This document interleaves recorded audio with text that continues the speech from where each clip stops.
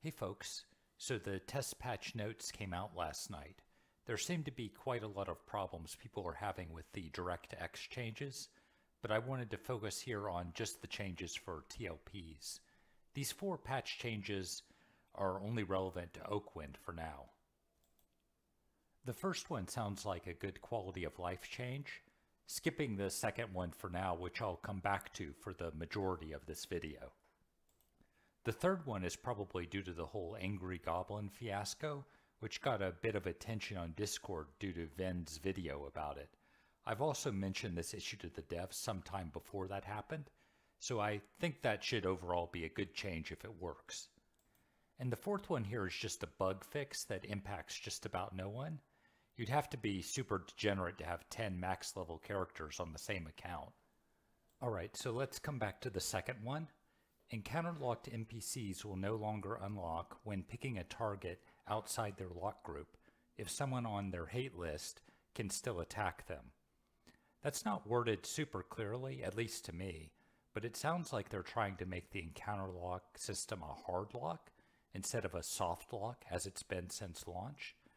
The devs have enabled the encounter lock code on test for just a week, so let's take a peek how it works in practice.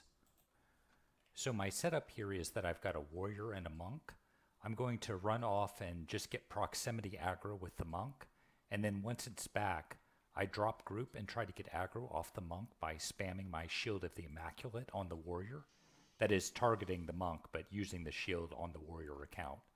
This is a pretty typical way people have been using to open up mobs from the soft lock on Oakwynd so far.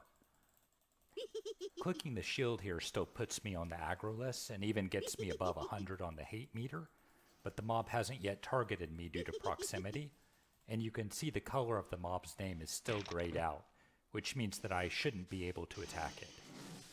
Now the mobs have switched to attacking me, but I can't fight back, so as long as that monk is still in the zone, these mobs it tagged are basically immortal to my warrior. They can attack him, but he has no ability to fight back or defend himself against them.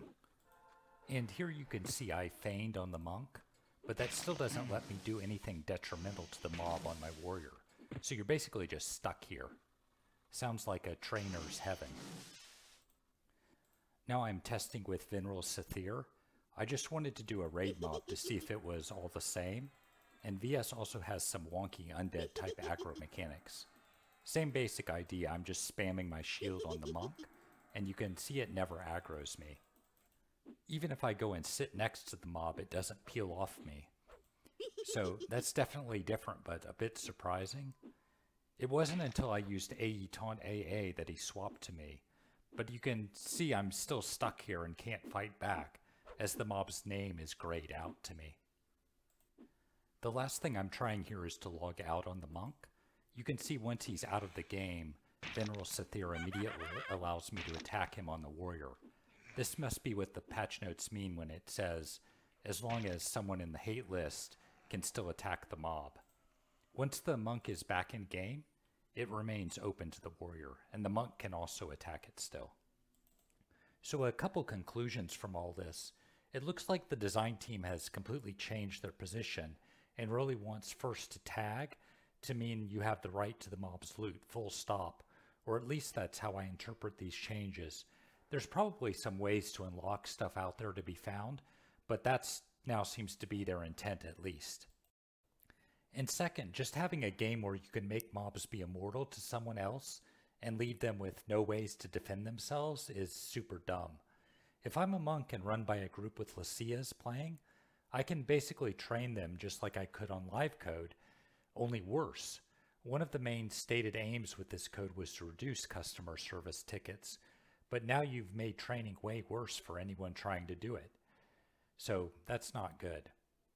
Anyway, definitely not a useful update here from what I've seen so far. Good luck, everyone.